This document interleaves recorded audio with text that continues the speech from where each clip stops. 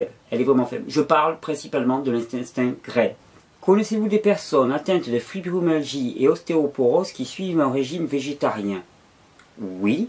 Savez-vous si un régime végétarien a un effet positif ou négatif sur la fibromyalgie?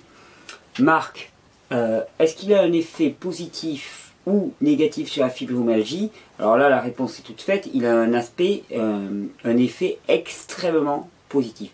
Quand on parle de fibromyalgie, on parle de fatigue chronique, on parle d'acidose massive. Qu'est-ce qu'on fait quand on suit un régime végétarien? On supprime la source, on va dire, numéro 1 d'acide dans le corps, qui est la viande. Donc effectivement, pour toutes les personnes qui sont en acidose, c'est-à-dire globalement toutes les personnes malades, eh bien un régime végétarien serait excellent et bienvenu. D'ailleurs, je vais faire une vidéo exactement sur les conséquences de l'acidose. Je crois qu'on ne mesure vraiment pas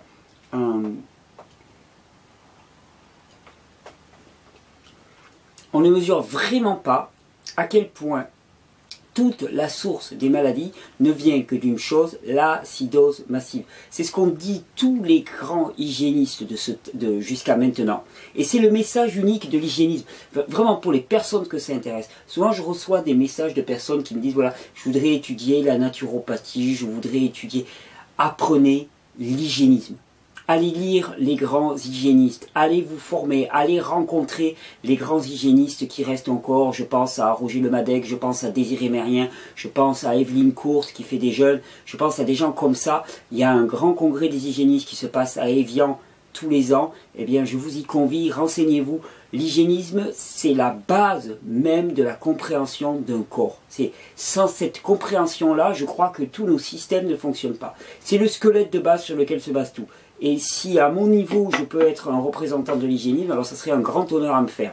Parce que j'espère être fidèle à cette démarche, vraiment.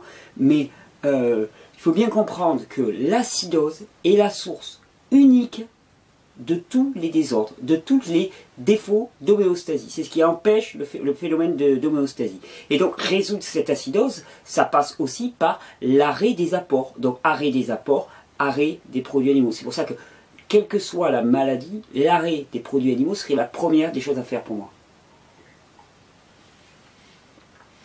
Tiens, petit Raoul. Voilà, bon appétit à toi. Alors,